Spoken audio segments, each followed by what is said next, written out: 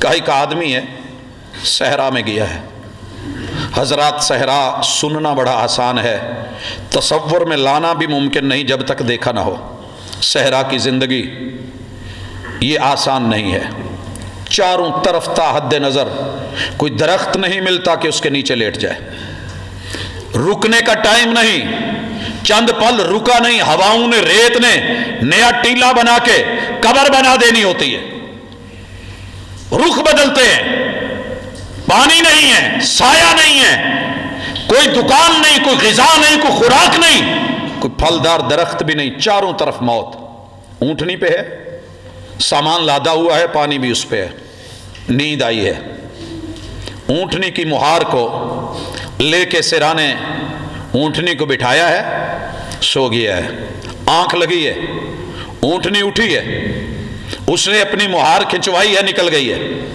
جب آنکھ کھلی ہے، نہ پانی ہے کہ پی لے، نہ خوراک ہے کہ کھا لے، نہ سواری ہے کہ چل کے نکل جائے، کسی منزل کی طرف پہنچے، تا حد نظر ریت ہی ریت، صحرا ہی صحرا، ٹیلے ہی ٹیلے، لمبی امد، کوئی امید نہیں، کوئی آنے جانے والا نہیں، کوئی راہی نہیں، کوئی سڑک نہیں، کوئی رستہ نہیں۔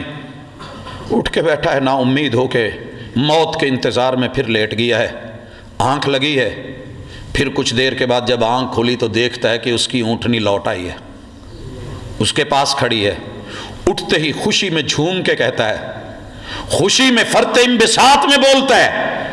اور جب بندہ شدید خوشی میں ہو کئی چیزیں بندے کو بھول جاتی ہیں، اٹھتے ہی کہتا ہے اللہم انت عبدی، کہنا کیا تھا؟ اللہم انت ربی وانا عبدک۔ اتنی خوشی ہوتی ہے کہ زندگی پھر مل گئی، پانی مل گیا، کھانا مل گیا، سواری مل گئی، نکلنے کی راہیں آسان ہو گئی۔ کہتا ہے اللہم انت عبدی وانا ربک۔ دیکھنے میں بظاہر کلمہ کفر ہے، لیکن لا علمی میں خوشی اور انبساط میں بولا گیا ہے۔ اللہ کہتے ہیں جتنی خوشی اس بندے کو اس کی سواری، پانی، مال و متاع کے لوٹنے پہ ہے، اس سے بڑھ کر کے مجھے خوشی ہوتی ہے جب میرا بدکا ہوا بندہ، باغی بندہ اور مجھ سے دور گیا ہوا، بھاگا ہوا بندہ واپس لوٹ کے آتا ہے، مجھے اس سے بڑھ کر کے خوشی ہوتی ہے بندے کی توبہ کرنے پہ۔